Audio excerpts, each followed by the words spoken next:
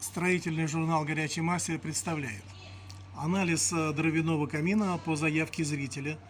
Зритель говорит: я купила вот такой вот камин. Значит, где купила, не указывает. Я нашел его в сети торговой.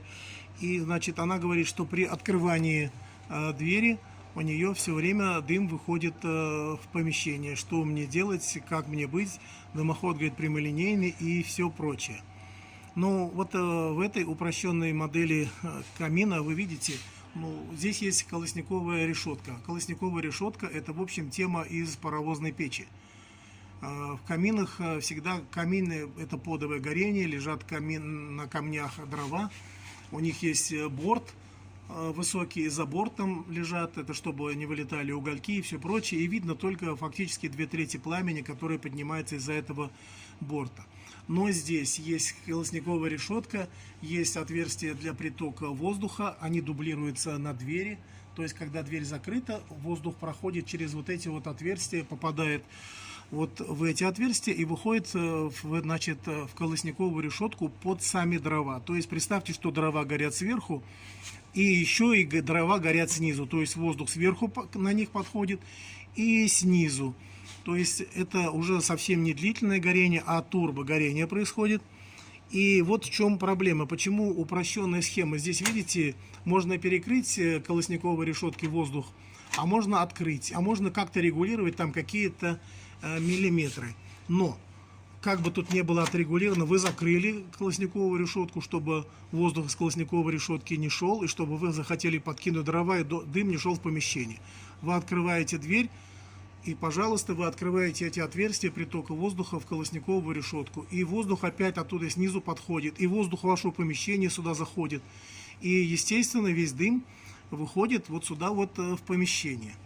Вот и это и есть основная причина того, что невозможно нисколько, значит, вот это все подогнать чтобы и маленький был камин, и недорогой, и простой, и в то же время, чтобы дымом не пыхал. Если бы у него регулировка была вот здесь, вот на колосник, которая перекрывалась здесь, а дверца совершенно независимо работала бы без вот этого регулятора. Потому что регулятор, он работает вот здесь вот. Вот видите, изнутри. Вот. И даже о чем говорить, есть вот эти герметичные шнуры, асбесты и все прочее. Если вы сами собственными руками открыли эту печку, и весь воздух вашего дома провалился сюда, и снизу пламя опять подхватило воздух, и вот огня много, и дым, все вылетает. А я же говорил в своих видеоинструкциях, что нужно, значит, чтобы открыть печку дровяную и правильно ее подложить, дрова, нужно у нее, вот, к примеру, перейдем опять к этой печи, вот нужно, я говорил, сначала вот шибер открыть, когда печка работает. Шибер вы открыли. Хотите подложить дрова, открыли шибер, чтобы печь восстановила тягу. То есть с режима длительного горения перешла в турботягу. Печь загудела. Пламя хоть и слабое, но дымоход разогнался и качает воздух на улицу. Теперь вы приготовили дрова, открываете печь и резкими движениями положили дрова и сразу закрыли. И потом уже регулируете тягу, как вам надо. Лучше тягу регулировать, конечно, вот этой вот лопаткой вниз. Вот. Понимаете, вот так регулируется печь для того, чтобы подать дрова. Но здесь ведь это сделать невозможно. Здесь ведь невозможно стимулировать тягу для того, чтобы она разогналась. То есть у вас либо это положение, либо это. И, в принципе, ну ладно, вот вы прижали ее, эту печь. Вот, она закрыта, совсем не горит. Теперь ее открыли. Вот, тяга у вас восстанавливается.